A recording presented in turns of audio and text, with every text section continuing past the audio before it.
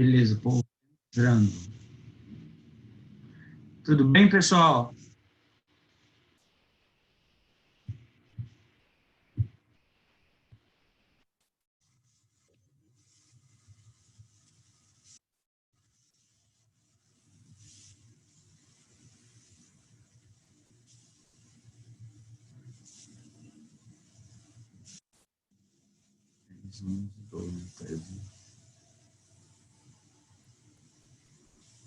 Vocês estão me vendo?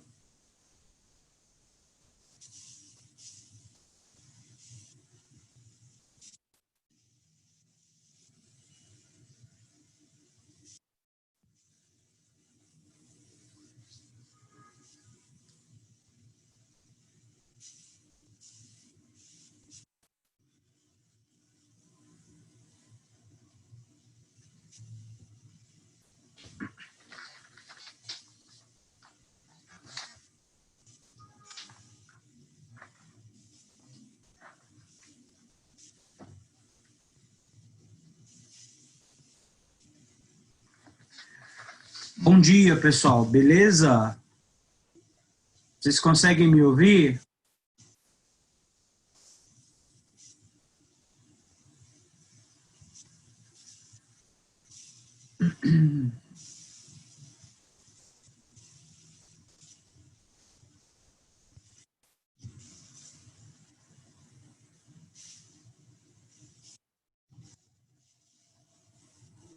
Dezenove.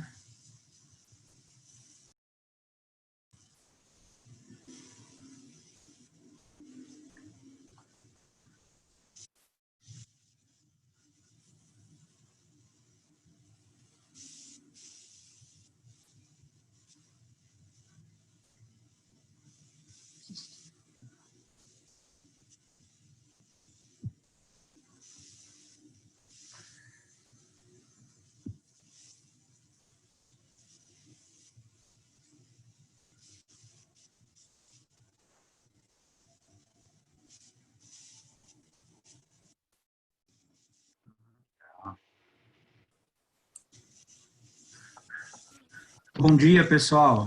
Bom dia, professor. Bom Tudo dia, bem? Pro. Eu não estava conseguindo encontrar a janelinha aqui para autorizar. Eu tinha que autorizar vocês a entrarem. Desculpa, Oi, Manu. estava meio perdido. Bom dia. Bom dia, Isa. Bom dia, Renata, Tomás, enfim, todo mundo. Manu. Tudo bem com vocês? Sim. Vamos lá, ó. Hoje a gente vai começar a finalmente falar do Gregório de Matos Guerra, tá? Então, este daqui é o livro que a FUVEST pede, que está na lista da FUVEST, que está como Poemas Escolhidos de Gregório de Matos Guerra. Na verdade, o Gregório escreveu uma obra super, mega extensa. Essa obra em si é bem extensa, tem muitos poemas, tem uma centena de poemas aí, tá? Na verdade, essa obra ela foi publicada pela primeira vez na década de 70, né? O professor da USP, José Miguel Wisnik, ele tem um artigo famoso que seria muito interessante que vocês lessem esse artigo, porque a USP tira muita coisa da prova, ela é tirada desse artigo. Eu acho que eu consigo escanear. Ó, então é assim, o Gregório publicou toda a obra dele, que a gente vai falar um pouco hoje, né? Aí na década de 70, o Wisnik, que estuda o barroco no Brasil, que é professor da USP até hoje, ele escreveu um artigo sobre a poesia do Gregório de Matos, e juntamente com esse artigo, ele lançou na década de 70 Poemas Escolhidos de Gregório de Matos, que é essa obra aqui. Tá?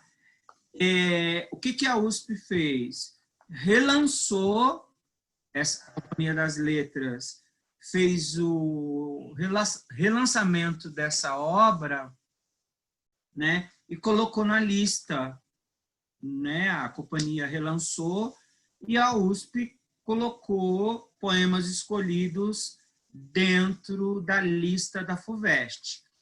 Mas é importante ressaltar, não é que o Gregório de Matos escreveu uma obra que se chama Poemas Escolhidos. Não. O Gregório de Matos escreveu a obra dele normalmente lá no século XVII. Professor, Ah, oi. desculpe, é que tem gente querendo entrar na sala. Tem gente que está entrando, Eu acho que é o Samuel. que quer entrar. Põe alguém que for host, É isso que eu ia falar. Coloca alguém como Eu que fiquei, eu vou co-host. admitir. Não, é que como você é o host, dá pra você colocar alguém como ajudante, sabe? Pra ir Como é aceitando que eu pra faço você. para colocar? Aperta nos participantes, aí tem em cima de qualquer pessoa, você aperta o More e vai estar lá como co-host. Make host, é isso? Make co-host. Make co-host. Então, coloquei também aqui, ó. Coloquei David. Pronto. Eu vou aceitando pra você, professor. Tá bom, então. A Bruna tá aí, Silva, beleza. Então, deixa eu voltar lá à explicação. Ó, o Gregório, ele estava lá feliz e contente, quer dizer, não tão feliz e contente, né, porque foi exilado, etc. E tal, a gente vai falar um pouco disso. Tá? Escreveu a obra dele. Na década de 70, o José Miguel Wisnik, que é professor da USP, que estuda barroco, ele publicou, né, a partir dos estudos dele, ele fez um relançamento da obra do Gregório. Então, ele escolheu, como a obra do Gregório é extremamente extensa, ele escolheu alguns poemas, e ele nomeou esses poemas, né, como poemas escolhidos do Gregório de Matos. Tá? Como foi lançado como poemas escolhidos, apesar da obra do Gregório como um todo estar em domínio público, dificilmente vocês vão achar, eu pelo menos nunca achei para baixar, assim, né? A não ser que você pegue poema por poema e procure, tá? Então, o que eu posso fazer? Eu posso escanear ou tirar uma foto, porque é muito interessante, como eu estava dizendo, o prefácio, que é um estudo biográfico que o Wisnik faz da obra do Gregório, que é mais ou menos isso daqui, ó. É isso daqui, ó. Não são tantas páginas assim, são umas 10 páginas. Por que isso daqui é importante? Porque esse texto, o Wisnik, ele divide a obra do Gregório de Matos. É ele que faz a divisão em poesia lírica, poesia filosófica, poesia satírica, poesia religiosa. Então, seria muito legal que vocês lessem esse artigo sobre poemas escolhidos, tá? Que vem no início do livro. Tá? Logo a seguir, você tem lá os poemas que o próprio Wisnik escolheu e elegeu para publicação, né? E aí você tem aí uma infinidade de poemas. A questão é, se você consegue relacionar o contexto histórico da reforma, da contra-reforma, com o projeto literário do Gregório, que é o projeto do Barroco, né? E a partir desse projeto, você tem em mente os tipos de poesia, né? Você consegue fazer análise de qualquer poema, é só você aplicar a regra, né? É só você aplicar o conceito sobre o poema. Então, isso te livra tá? De você ter o trabalho de ler poema por poema e analisar, encontrar características, né? A não ser que o curso, como se fosse um curso sobre a poesia de Gregório de Matos. Então, vamos ficar aí 2 meses estudando o Gregório e vamos analisar poema por poema. Não existe isso, né? Nem no curso de letras a gente faz isso, né? O professor seleciona lá alguns poemas e a gente faz a análise. Então, é interessante. Eu posso escanear esse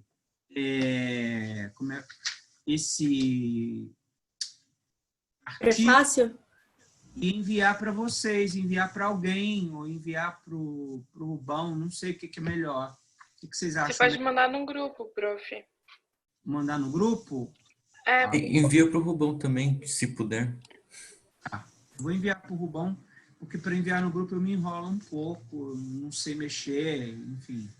Então eu envio para o Rubão, tá? Eu vou escanear hoje, mas aí é interessante, porque esse arquivo ele te dá respaldo para muita coisa, tá?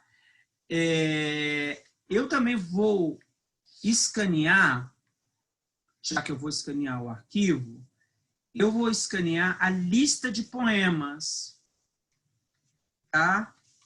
São milhões, não dá para eu escanear tudo, mas eu escaneio a lista de poemas.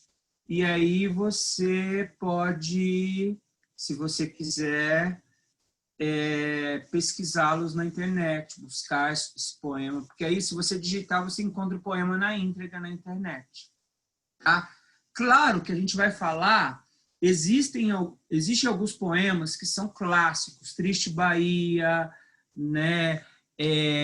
A Jesus Cristo, né? Voo de Braços Abertos, Pica-Flor, Epílogos, né? Existem alguns poemas que são canônicos, que são classicões, que sempre caem, tá?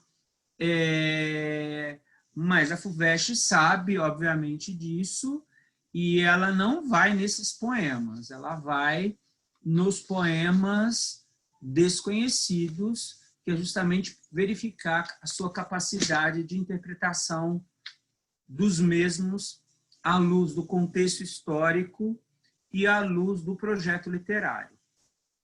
Tá? Então, vamos começar a falar do Gregório de Matos. Tá? Só que, para falar do Gregório de Matos, a gente precisa falar um pouco sobre o Barroco no Brasil. Tá? O Barroco no Brasil tem um período de duração, tá? Que, na verdade, um período até bem grande, né? Ele pega praticamente o século XVII inteiro e pega metade do século XVIII. Então, o Barroco no Brasil começa em 1601, quando um poeta chamado Bento Teixeira publica um poema que nada mais é, né, uma tentativa de imitar os Lusíadas. Né? É um poema chamado Prosopopeia, de 1601. É um poema, inclusive, está na lista de um concurso da ESA, já ouviram falar? Tem EPSEX, EPICAR, né? Esses concursos para as escolas militares, né? A ESA, está na ESA o poema Prosopopeia, do Bento Teixeira. Então, literariamente falando, né, de maneira assim, cronológica, a gente costuma dizer que o Barroco no Brasil começa em 1601, com a publicação de Prosopopeia, do Bento Teixeira, e ele vai até mais ou menos 1768, quando o Cláudio Manuel da Costa que é um inconfidente e também poeta, Árcade, publica um livro de poesia chamado Obras Poéticas. Tá? Então, a grosso modo, o barroco no Brasil ele vai de 1601 a 1768. Tá? Então, você tem aí 1,5 séculos de barroco no Brasil. Um elemento importante, o barroco brasileiro ele vai se dar em 3 localidades, né? Ele vai estar presente em 3 lugares. Ele vai se dar em Pernambuco, tá?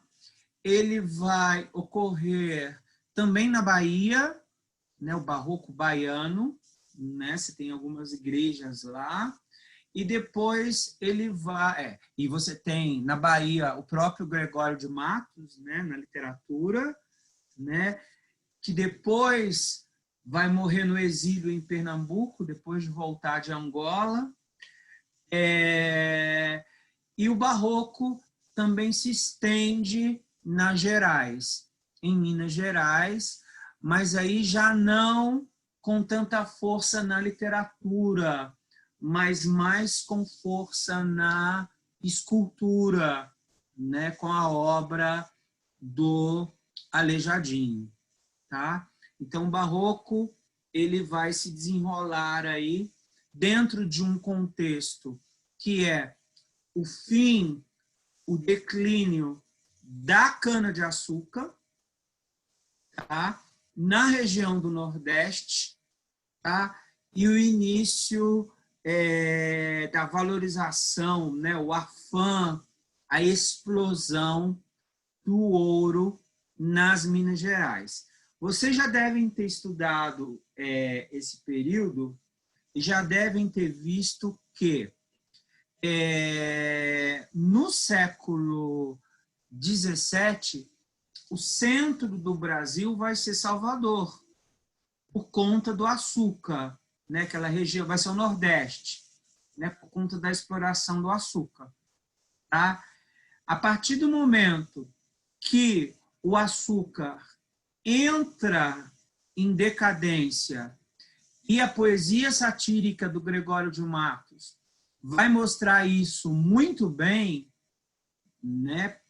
Ele vai falar disso, ele vai criticar esse declínio do açúcar, você vai ter uma mudança de eixo, né? Cultural, social e político, com o declínio da cana-de-açúcar e com a descoberta do ouro em Vila Rica, né, em Minas Gerais, todo mundo que estava lá no Nordeste vai descer, né, para Ouro Preto, para Vila Rica, e aí Vila Rica passa a ser a nova referência cultural, política, social e literária. E aí em Vila Rica você vai ter o desenvolvimento do arcadismo, que é a próxima escola literária que vamos estudar. Então tá aqui, ó, barroco no Brasil. No Brasil, os limites do barroco são 1601, como eu disse, quando se publicou Prosopopeia. Prosopopeia é uma personificação, né, de Bento Teixeira, poema que procurou, coitado, imitar os Lusíadas. E vai até 1768, quando Cláudio Manuel da Costa publica uma obra chamada Obra ou Obras Poéticas. E aí, a partir de Obras Poéticas até Suspiros Poéticos e Saudade, de 1836, você tem o arcadismo. E aí, em 1836, Suspiros Poéticos e Saudades, você tem o início do romantismo. Enfim, um fato comum para a época colonial, afinal, esse momento que a gente está falando, nós não tínhamos literatura brasileira, mas nós tínhamos literatura do Brasil, e o Gregório vai entrar dentro desse balaio, uma vez que o Brasil não era nação, uma vez que no período do desenvolvimento da poesia gregoriana ou da poesia do Boca do Inferno, nós não tínhamos um sistema literário vigente, né? Então, no período do Gregório de Matos, é que surgiu o movimento cultural denominado barroco aqui no Brasil. Tá? Um fato comum para a época colonial, que é esse período que a gente está falando, é surgir o movimento cultural onde se há o desenvolvimento econômico. Tá? No caso, o desenvolvimento do açúcar. E o açúcar vai ser justamente o tendão de Aquiles do Gregório de Matos. Porque o Gregório, ele vem de uma família rica e ele vai ver Salvador ser dilapidada, né, pelos brioches, né, que é um nome pejorativo que se dá aos portugueses ou aos estrangeiros que estão explorando, né, a questão econômica ali em Salvador. Na época do Barroco, que é o que nos interessa, a arte se desenvolve principalmente no Nordeste, tá? Bahia, Pernambuco, tá? Regiões plantadoras de cana-de-açúcar. Depois, as atividades literárias vão prosperar em Minas Gerais no período da mineração. Logo que esse depois é após o declínio econômico da cana-de-açúcar. Tá? Então, o contexto histórico que o Gregório de Matos faz parte é o ciclo da cana-de-açúcar em Salvador, tá? Na cidade da Bahia. Tá? O contexto histórico dele exatamente é esse. O auge do barroco brasileiro seria justamente esse período.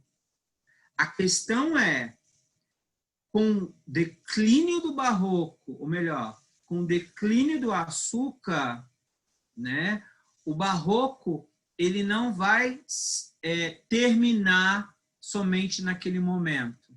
Ele vai se estender, e vai se estender para Gerais. Só que em Minas Gerais, o barroco ele vai se expressar não mais através da literatura, mas através da escultura. E aí, em Minas Gerais, a gente já vai ter a figura, né, tanto lá em Ouro Preto, quanto em Tiradentes, quanto em Mariana, quanto em Congonhas do Campo, a figura do Aleijadinho. Tá?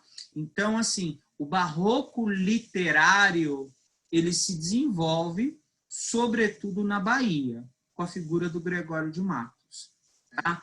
O barroco mineiro ele não vai ser literário, ele não tem elementos literários. O barroco mineiro ele é mais ligado à escultura, à pintura dos afrescos nas igrejas, tá?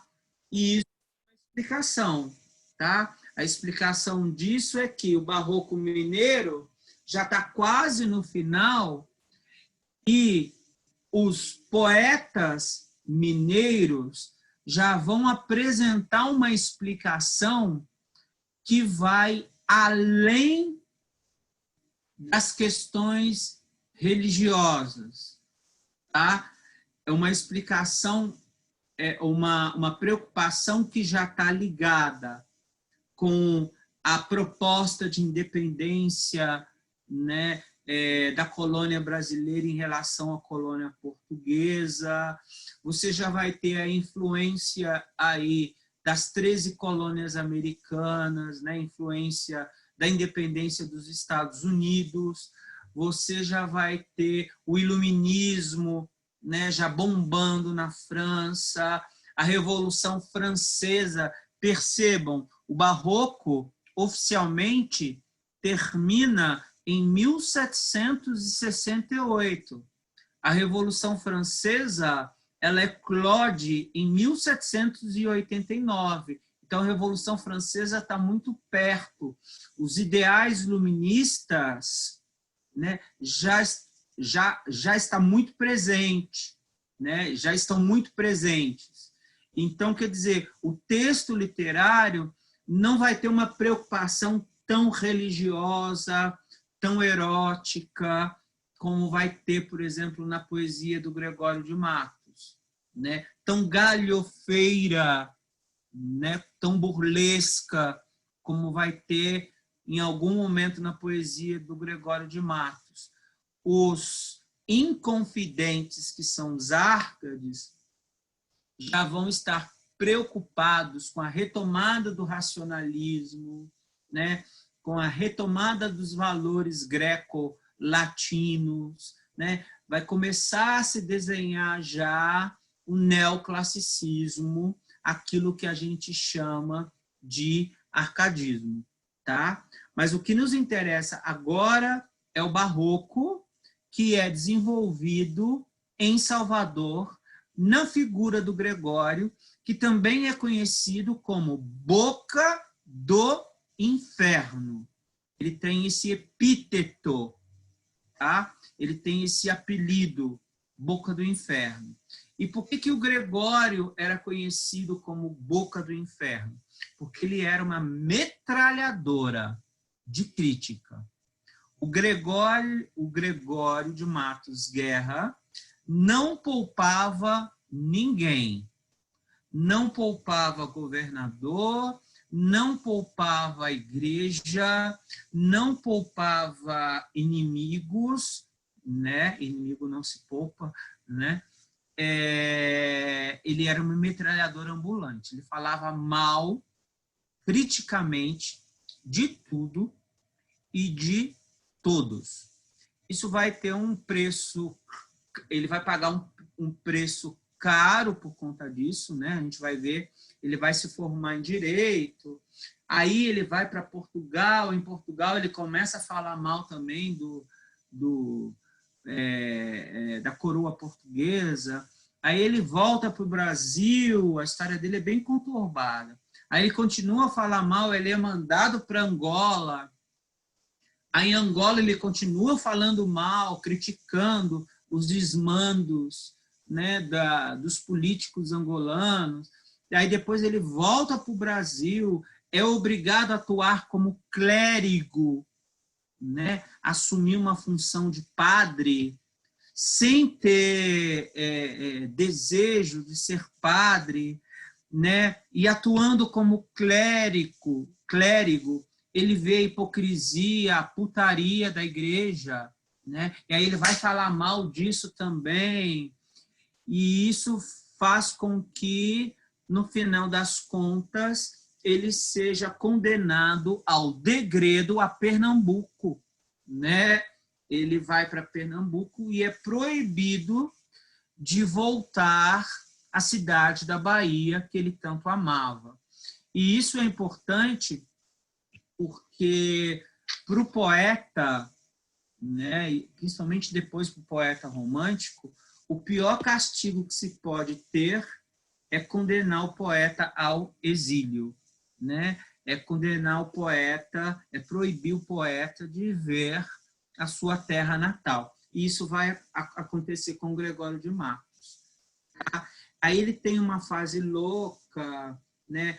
A Ana Miranda, num livro maravilhoso chamado Boca do Inferno, ela faz um romance sobre a vida do Gregório de Matos, onde ela ficcionaliza, a partir de elementos biográficos, a vida do Boca do Inferno, né?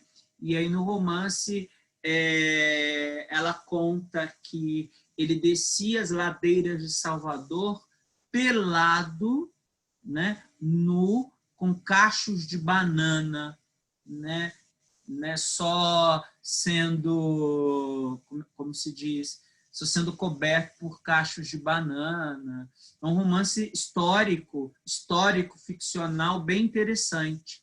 É mais ou menos o que acontece com o Nove Noites, né? É um romance que mistura ficção com história, né? Ela pega a biografia, né, dele, elementos históricos e mistura com ficcionalidade. Eu não sei, né, o porquê desse romance ainda não ter aparecido na lista ainda. Um romance bem interessante que se chama Boca do Inferno, da Ana Miranda, né, sobre a vida do Gregório de Matos. Continuando aqui. Então, o barroco que a gente vai estudar, ele se desenvolveu, sobretudo, em Pernambuco e na Bahia, né, regiões plantadoras de cana-de-açúcar. Depois, as atividades literárias, né, o barroco que nos interessa, são as atividades literárias que irão se desenvolver nessas duas regiões, por meio do Gregório, tá? Depois, o barroco vai se estender para a região de Minas Gerais. Aqui na apostila está falando o seguinte, que nesse período, a educação formal era basicamente religiosa, tá? Lógico, você está colhendo ainda os efeitos da Companhia de Jesus, né? Era desenvolvida pelos jesuítas. Na minha cidade, em Juiz de Fora, eu era louco para estudar num colégio lá, que era eu estudei escola pública, né? Mas tinha um colégio particular lá, que era meu sonho de consumo. Tinha dois, na verdade. Tinha um protestante, que era Granbury, tinha um que era meu sonho de consumo, que era o Colégio dos Jesuítas. Era um colégio extremamente religioso. E a educação jesuítica, ela tinha fama por ser uma educação esmerada, né? Os alunos tinham aula de latim, tinham aula de grego, tinham aula de piano, tinham aula de... Eu lembro que as aulas eram integrais, era o dia inteiro, né? O aluno entrava às 7 da manhã, saía às 5 da tarde, né? E era um colégio controlado pelos jesuítas, era um colégio caríssimo, né? Católico. Então, assim, os jesuítas tinham essa fama, né? Dessa formação jesuítica. Então, em Salvador, né, ainda nesse período, a educação formal era basicamente religiosa, tá? Reflexo dos conventos jesuíticos, tá? Esse tipo de ensinamento irá perdurar até a expulsão dos padres jesuítas, tá? Pelo Marquês de Pombal, tá? Em 1756. Tá? O escritor, naquele período, não era reconhecido como detentor de um importante papel social, como ocorre em dia de hoje. O que isso quer dizer? A apostila está me dizendo que, nesse período, nós não tínhamos um sistema literário vigente. Que, apesar de você ter, nesse período barroco, de escola jesuítica, tá? Nós não tínhamos a figura do escritor como profissão, tá? Ou o escritor como o escritor que vai aparecer, por exemplo, no Drummond, né? Na obra do Drummond, por exemplo, o escritor tem uma função política e social muito forte, né? É uma profissão de respeito ser escritor, né? O Drummond vai fazer da literatura um instrumento de denúncia social e política. Você vai ter uma valorização sobre a figura do ser escritor, tá? O escritor, como profissão, surge apenas no romantismo, principalmente no romantismo francês, né? Lá em 1828, quando surgir os folhetins. Tá? Os folhetins, eles são franceses, em 1828, e ali aparece a figura do escritor, que é aquele indivíduo que escreve e recebe por aquilo que escreveu. Tá? O escritor enquanto profissão. A questão que se coloca é se, no contexto barroco, o escritor não é uma profissão, qual é o sentido que se tem em escrever? E mais do que isso, qual é a função daquilo que eu escrevo? Porque na literatura, a gente parte do pressuposto de que a literatura tem uma função política e social. Então, eu posso mudar o mundo pela palavra? Posso. O Drummond mostra muito bem isso no Sentimento do Mundo. Tá? Na Rosa do Povo, isso fica evidente. De que maneira isso ocorre? A partir do momento que a literatura te leva a uma reflexão. Por meio da literatura, eu reflito sobre o contexto histórico e social que eu estou inserido, e a literatura promove no leitor um processo de desalienação política. Essa daí é a chave, por exemplo, da poesia modernista da segunda geração. Se eu pegar o Vinícius de Moraes, o Drummond, o Manuel Bandeira, o Murilo Mendes, a Cecília Meirelles, que está na lista, com o Romanceiro da Inconfidência, todos esses poetas, todos esses autores vão ter a literatura como instrumento social e político. O próprio Graciliano Ramos, no Angústia, por exemplo. Né? A literatura é uma arma, né? Que, no caso desses autores, vão servir, né, contra os regimes totalitários. Né? E aí uma reflexão que a gente traz para os dias de hoje. Por que a imprensa, né, independente aí, não estou caindo no mérito da Globo, da Folha de São Paulo, do UOL, né, mas por que a imprensa, né, a palavra escrita, ela incomoda tanto? Porque ela derruba ditadores.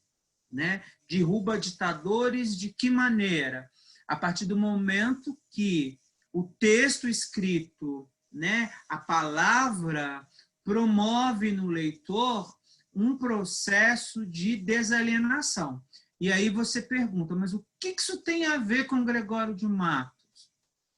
Tem a ver porque o Gregório vai presenciar uma cidade da Bahia totalmente infestada por corruptos, por brioches, tá? Por portugueses da máquina mercante, tá? Que estavam promovendo um comércio ilegal do açúcar.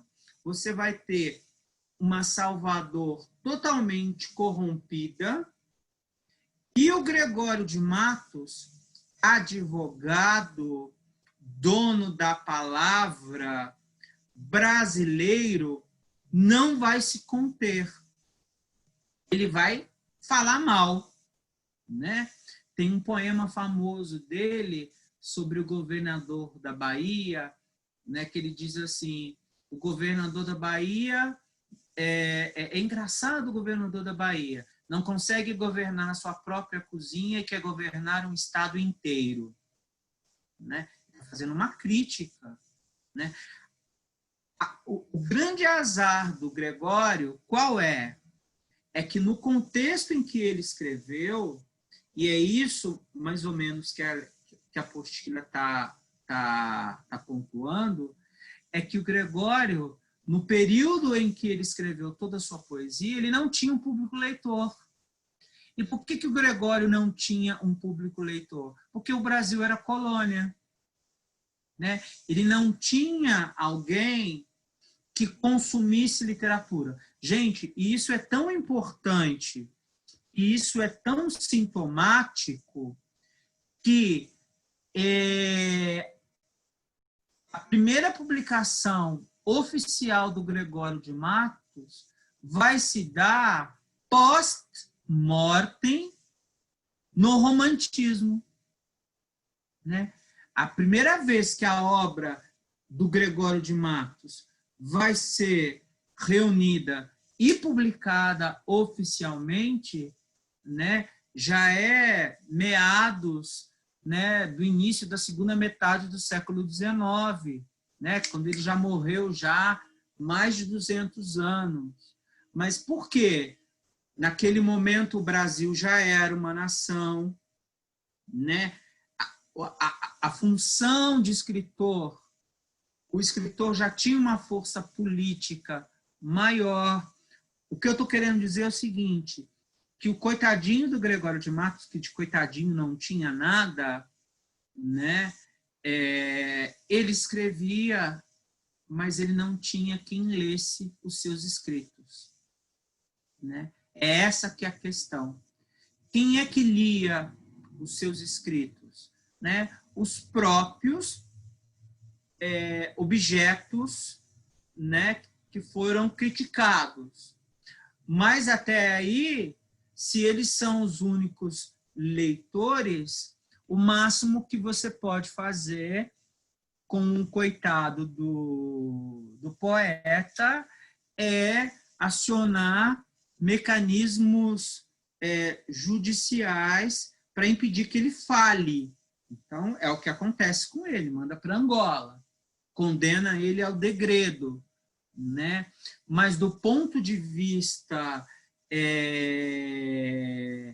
de alcance, né, de promover um processo de desalienação social, né, de modo a fazer com que os soteropolitanos saiam à rua e questionem os desmandos dos brioches sobre a cidade da Bahia, não vai ter, né? Os negros, os mulatos, os pobres continuavam alienados porque dentro daquele contexto não sabiam ler, não sabiam escrever e não tinham acesso ao que o Gregório de Matos escrevia.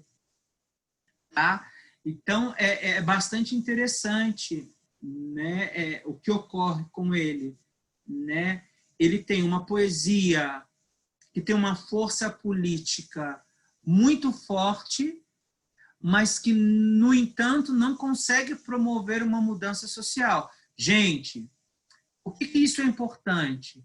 Porque se você comparar o Gregório de Matos com o texto do Eça de Queiroz, por exemplo, na Relíquia, onde o Eça de Queiroz faz uma denúncia social da hipocrisia burguesa religiosa lisboeta, o Eça tem uma força que o Gregório não tem. Mas por que o Eça tem uma força? Porque o Eça já está num contexto de final do século XIX, onde você tem leitores.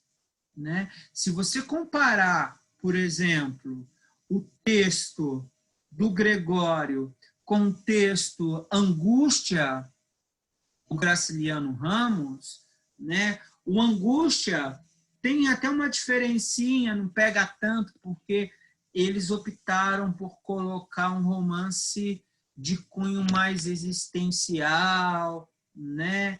Mas, por exemplo, se você pensasse no romance anterior que estava na lista, que era o Vidas Secas, onde você tem uma denúncia da miséria do nordestino, né? O que a Caatinga e o que o coronelismo faz com o Fabiano, né? Com a cachorra-baleia, com o menino mais velho, com o menino mais novo, ou se a FUVEST num átimo de loucura, resolvesse colocar, por exemplo, Memórias do Cárcere, né? Quando o Graciliano estava preso na ilha de Paquetá, no Rio de Janeiro, né? Acusado de comunista e de comer criancinha, né? Ali você tem uma literatura que é visceral, uma literatura que é uma arma política. E aí a gente pensa logo no Drummond, né? Quem é o Drummond que aparece no Claro Enigma e quem é o Drummond que aparece no Sentimento do Mundo? São dois Drummonds diferentes, são duas poesias diferentes, né? No Sentimento do Mundo, ou na Rosa do Povo, o Drummond vai fazer uso da palavra como um instrumento para mudar o mundo, né? Tenho apenas duas mãos e um sentimento do mundo, né? Como é que está o mundo? O mundo está em guerra. O Drummond que aparece no Claro Enigma já é um Drummond pessimista que chegou à conclusão de que o mundo totalitário, né? O mundo nazista, o mundo fascista, né? O mundo totalmente devastado pela Segunda Guerra Mundial, pelos regimes totalitários, esse mundo não mudou, né? O ser humano não mudou, né? E a poesia se fez inerte. É onde você vai ter, lá no Claro Enigma, um soneto chamado Oficina Irritada, onde o poeta vai se irritar porque ele vai tentar escrever um poema e não vai conseguir. E mais do que isso, se ele consegue, tá, essa palavra, né, esse poema, esse soneto, esse verso, ele não é capaz de promover uma transformação, né? Por isso que Drummond, no Claro Enigma, ele mergulha numa crise existencial. Por isso que lá no final, quando ele se depara com a máquina do mundo, o poeta rejeita a máquina do mundo. Ao contrário do Vasco da Gama, nos Lusíadas, que aceita a máquina do mundo. Ao contrário do Brás Cubas, no capítulo 7, né, no Delírio, né, que ao contemplar o desfilar da humanidade, né, aceita todo esse conhecimento, né? O Drummond rejeita. Então, assim, a gente tem que pensar na obra do Gregório, a gente vai falar disso, por meio de duas vertentes. Tá? Até que ponto ele, enquanto poeta, consegue mudar o mundo, e ele não consegue mudar o mundo, e o mundo, gente, aqui é micro. O que é o mundo do Gregório? É a cidade da Bahia. Ele não consegue mudar. Tanto que ele recebe o castigo maior, que é o exílio, que é o degredo, né? O Gregório morre em Pernambuco, proibido de colocar os pés novamente na cidade da Bahia. Então, isso é uma questão. Tá? E a outra questão que está mais ligada à ideia do barroco é de que maneira a sua obra consegue sintetizar, né, todo o movimento barroco. E ele consegue fazer isso muito bem. Né? Na obra do Gregório, você vai ter resquícios dos temas camonianos, tá? Você vai ter mudanças constantes, você vai ter desconcerto do mundo, você vai ter sofrimento amoroso. Tá? E por que será que a obra do Gregório tem resquícios camonianos? Será que é porque o Gregório faz uso do Camões, ou será que é o Camões que apresenta características barrocas? É o Camões que apresenta características barrocas. Tá? E essa característica barroca camoniana, gente, recebe até um nome, é chamado de maneirismo, que a gente não vai definir, porque a FUVEST não fala sobre isso, não vai tão a fundo isso, tá?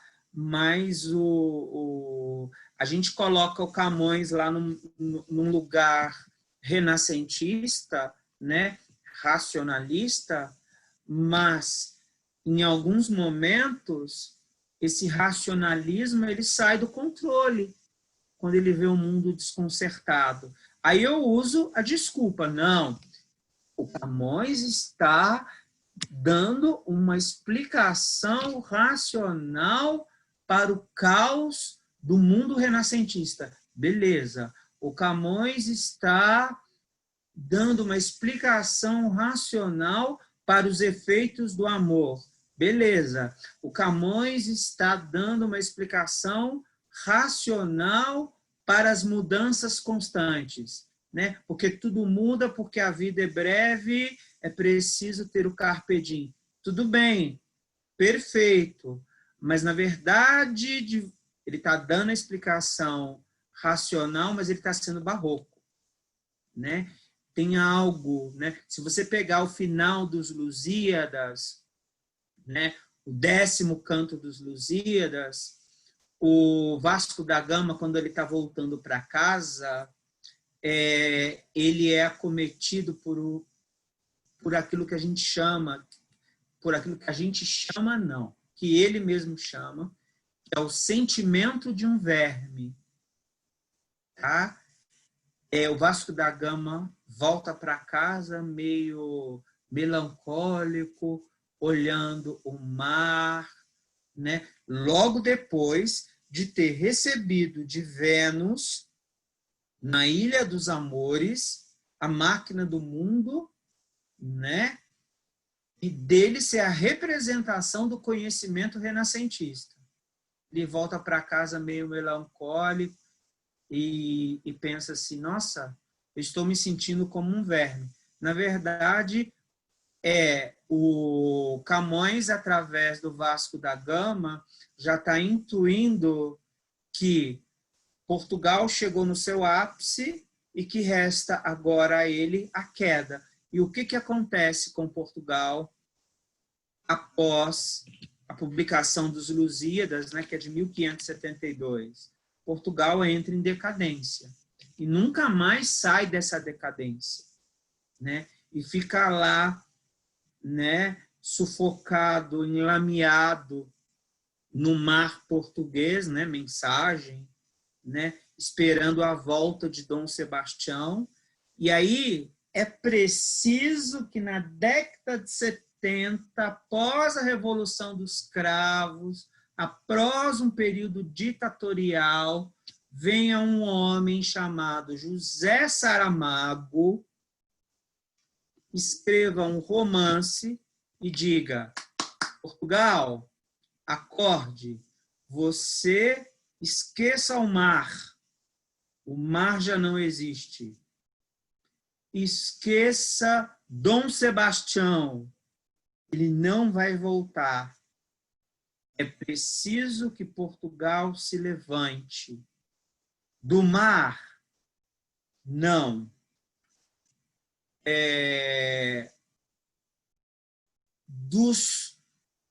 Das vitórias do passado, de Dom Sebastião, não. É preciso que você levante do chão. Né? E aí, na década de 70, o José Saramago escreve um romance chamado Levantado do Chão. Gente, por que eu estou falando isso? É que para Portugal isso é muito... Né? Portugal é um país marítimo.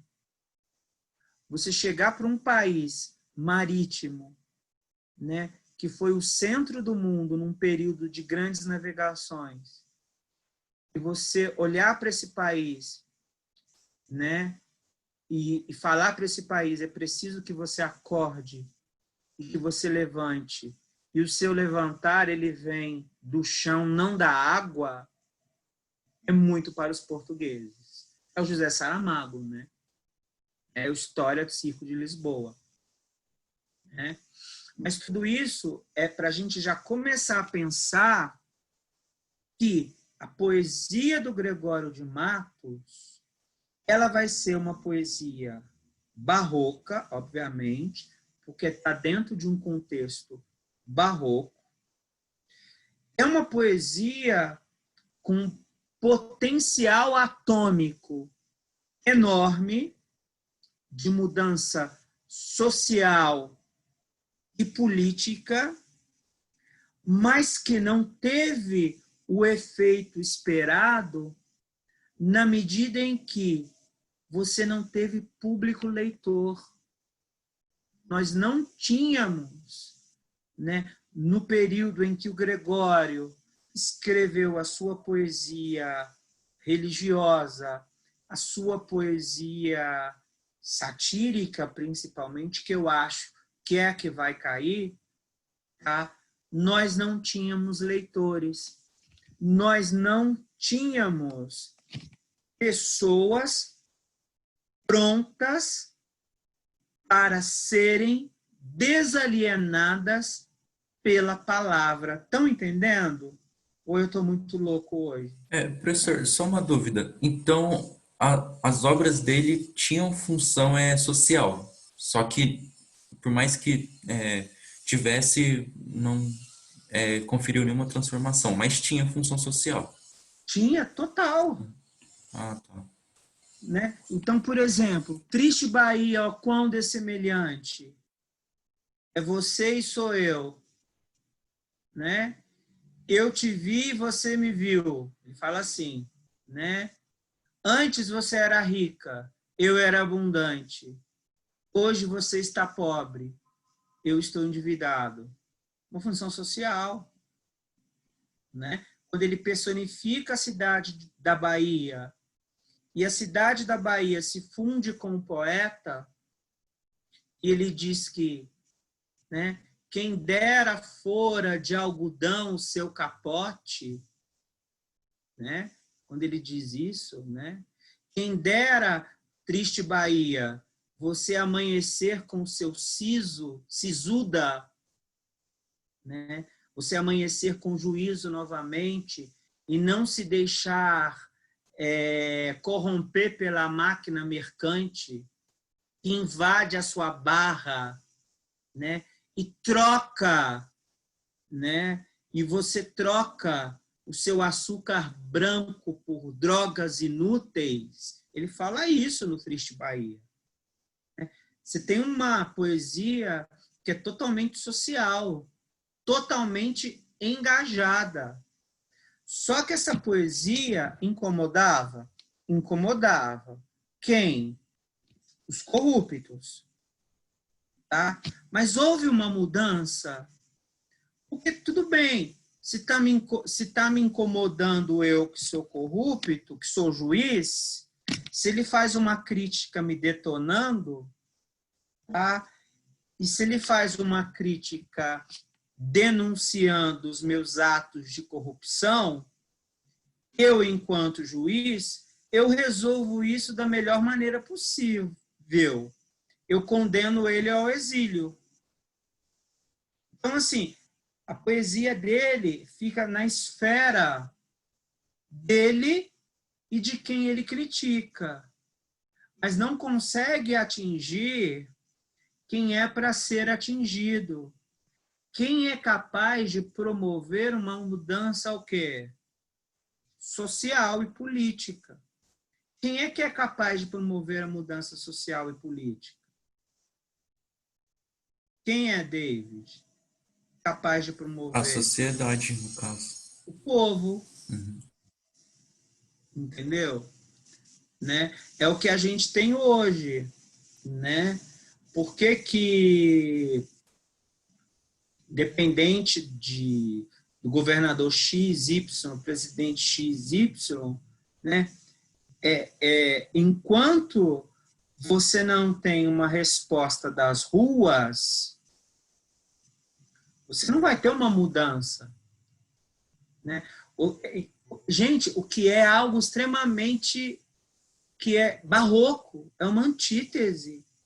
Né? Se a gente for pensar, o momento que a gente está vivendo é extremamente barroco e paradoxal e angustiante e conceptista.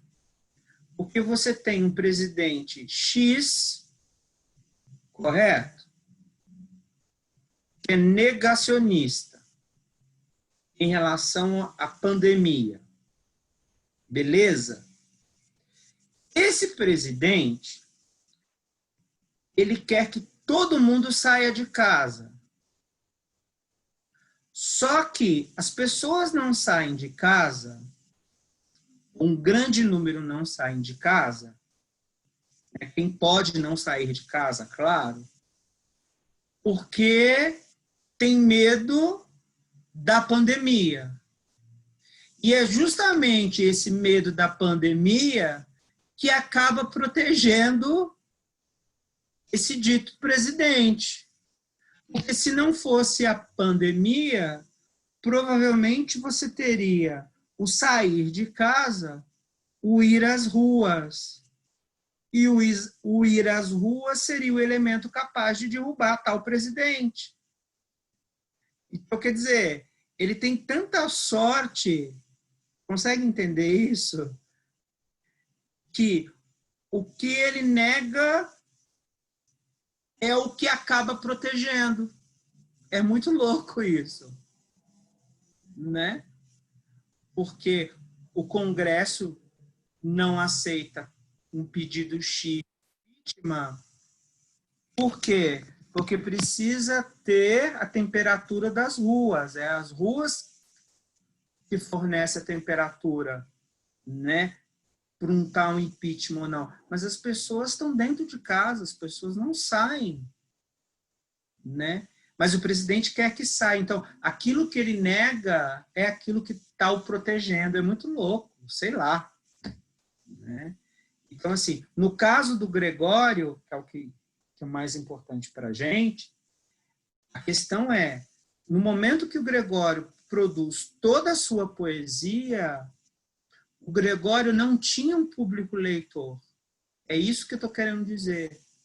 No momento que o Gregório, na cidade da Bahia, escreve uma poesia onde ele vai criticar a Igreja Católica, onde ele vai criticar os governantes da Bahia, onde ele vai criticar a corrupção em Salvador, você não tem um sistema literário vigente.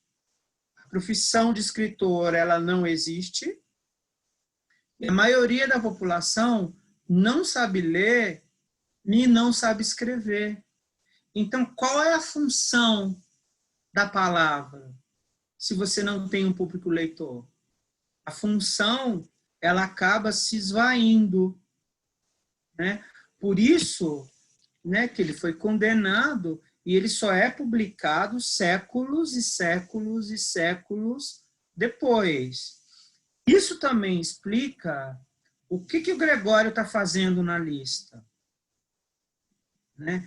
Será que a crítica à corrupção que o Gregório está fazendo hoje, quer dizer, hoje não, a crítica à corrupção de Salvador que o Gregório fez no século XVII serve para os dias de hoje? Serve. Tá? Então, assim, o Gregório ele vai aparecer na FUVEST de duas maneiras. Tá? Ou ele vai aparecer por meio da poesia satírica, tá? E aí você vai ter uma atemporalidade sobre essa crítica, tá? Você vai ter a cidade de Salvador como alegoria do Brasil, os corruptos de Salvador como alegoria da corrupção hoje, tá? Ou você vai ter Gregório casadinho com essa de Queiroz, no que diz respeito à hipocrisia religiosa. Tá? Aí você vai ter o eu lírico do Gregório com Teodorico Raposo, os dois casadinhos. Tá? Eu acho que, como é que vai aparecer? Primeira fase, poesia satírica. Ponto. Segunda fase, Gregório com a relíquia. Tá? se aparecer, se eles optarem por trazer o Gregório para a prova. Tá? Se aparecer na segunda fase, é com a relíquia. Com certeza. Eles vão colocar um trecho lá do Teodorico, né? Hipocrisia, o cinismo, né? Do burlesco do Teodorico com o cinismo gregório religioso. E aí você vai ter que estabelecer a relação. Isso segunda fase. Primeira fase, provavelmente, vai ser poesia satírica. Tá? Então, vai ser, por exemplo, ó, de entrar, eu vou ler aqui, ó. Um exemplo. Começa assim, ó. Começa assim.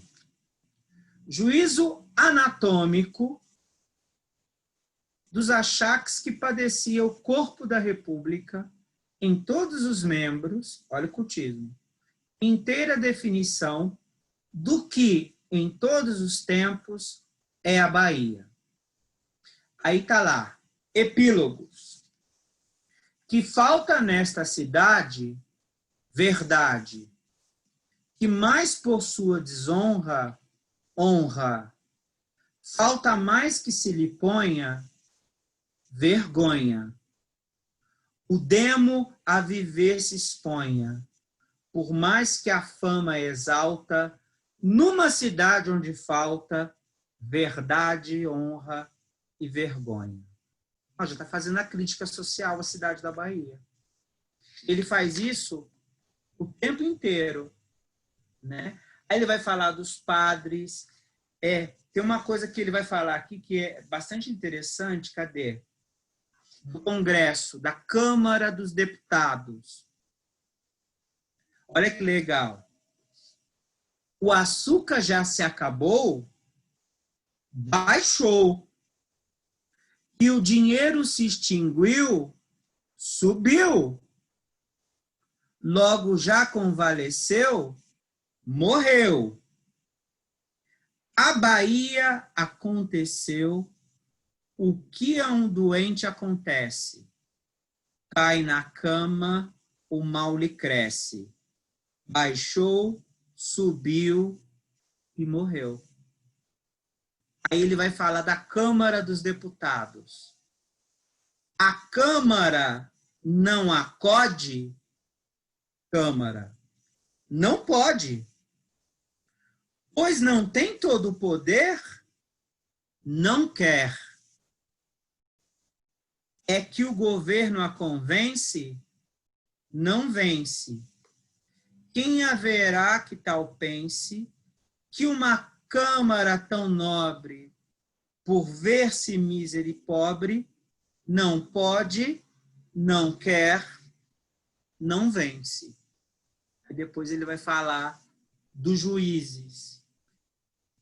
Depois ele vai falar da justiça. E que justiça resguarda? Aí ele diz, bastarda. A justiça é grátis, distribuída, vendida. Que tem a justiça que a todos assusta? Ela é injusta.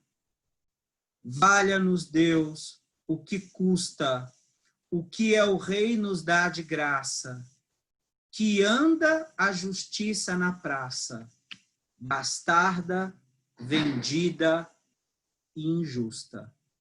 Aí ele vai falando de cada parte do corpo da Bahia. Ele fala da igreja, ele vai falar dos padres, ele fala da justiça, ele fala da Câmara dos Deputados, ele fala das pessoas, dos comerciantes, dos mercados, ele vai falando de cada segmento. E ao falar disso, ele define, é o primeiro poema, naquele tempo, o que era a cidade da Bahia. Olha aqui, a crítica social. Percebe? Então, quer dizer, a questão é, quem é que lia aí? Os próprios governantes. Né? Eu vou mudar? Não vou mudar. O povo tinha... Isso chegava nas mãos do povo? Não chegava.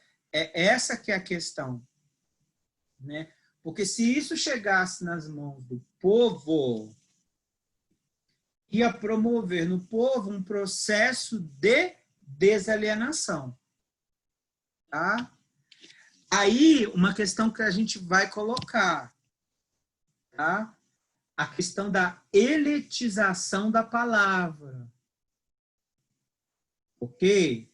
A literatura é algo elitizante, né? Para você saber ler um poema, você tem que saber ler e escrever. Para você saber ler e escrever, você precisa ter frequentado uma escola. Beleza, mas, por exemplo, a televisão, por exemplo, ela não é elitizante. Ela é menos elitizante.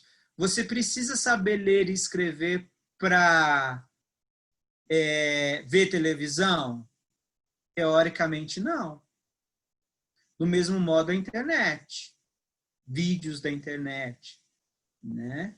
Então, quer dizer, a gente está no momento, por isso que a televisão ela acaba sendo um veículo que tem muita responsabilidade nesse sentido, no processo de desalienação.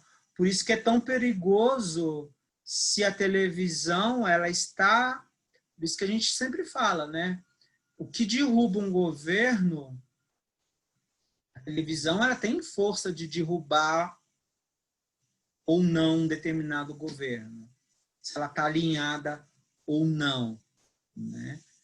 Então, assim, a grande massa que não lê, assiste televisão. Ah, não venha me dizer, o público brasileiro não assiste televisão. Você não assiste televisão, mas o tiozinho do táxi assiste.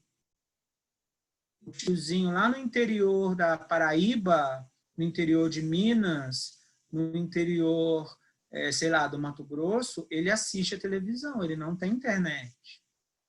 Né? Então, quer dizer, enfim, beleza? Professor. Faltam 3 minutos, né? Eu quero ler o 220, tem uma biografia dele aqui. Professor, Oi, o David está te chamando. fala, David. Oh, valeu. Professor, Desculpa. não, sem problemas.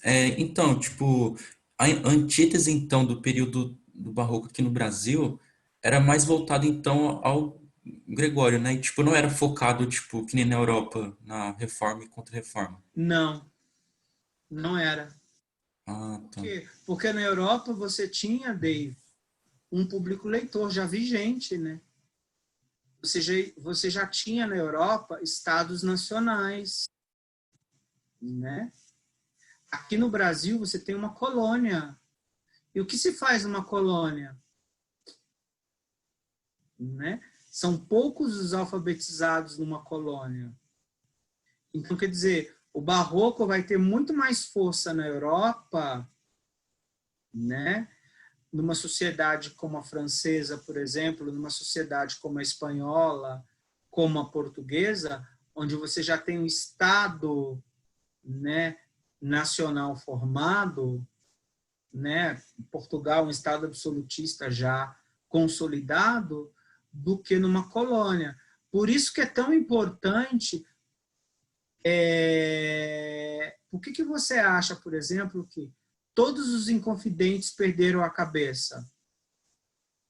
Dentre os inconfidentes, nós temos 2 poetas, o Cláudio Manuel da Costa e o Tomás Antônio de Gonzaga. Né? É que em Vila Rica, qual a diferença de Vila Rica para Ouro Preto, de Vila Rica para Salvador? Você consegue me dizer?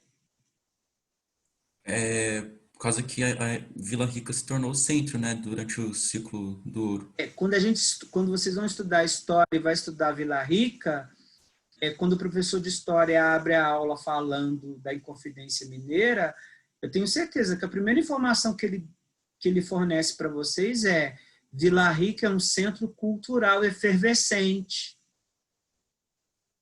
Não é? Ele falou isso. Então, Uhum. o que significa ser um centro cultural efervescente? Pessoas que sabem ler e escrever. Qual o primeiro movimento que vai ocorrer em Vila Rica? Inconfidência Mineira. O que é Inconfidência Mineira? É a primeira tentativa É de separatismo, né? De de instaurar a separação. república. Uhum.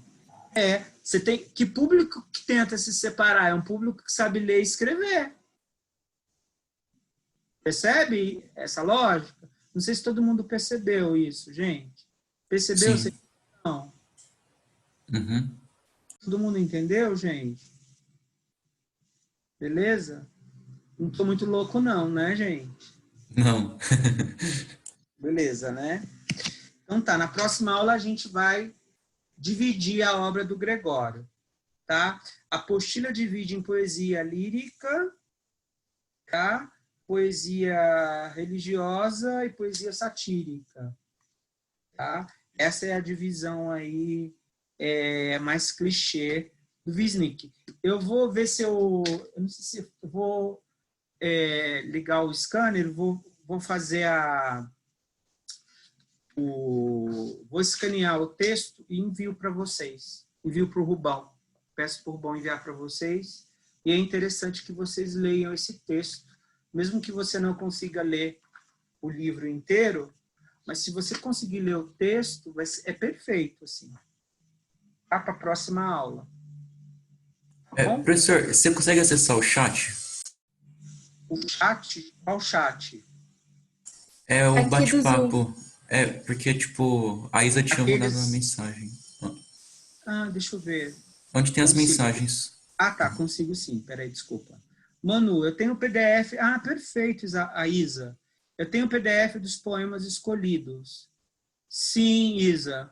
Você quer que eu mande no grupo e você só coloca o nome dos poemas que é para a gente ler? Sim, mas, Isa, nesse seu PDF você tem o arquivo, você tem o artigo? Eu acho que não. Você tem Eu acho que não. o artigo ou não? Você tem só os poemas? Espera aí que eu vou ver rapidinho. Qualquer coisa eu te mando no WhatsApp, pode ser? Pode. Prof, eu tenho um PDF que é o da Companhia de Letras. Ele tem. Então, é esse artigo que eu quero que vocês leiam. Foi a Ana que falou? Isso, eu posso mandar lá no grupo, se você Você quiser. pode mandar, Ana? É esse daqui, ó, estudo biográfico. Ok, eu vou mandar lá. Você manda para mim? Estudo biográfico e o estudo crítico, Ana. Principalmente o estudo crítico. É esse artigo que eu quero que vocês leiam. Porque é nesse artigo que o Wisnik divide o tipo de poesia do Gregório. Se você lê esse artigo, o estudo crítico é perfeito. Você manda para a gente, então?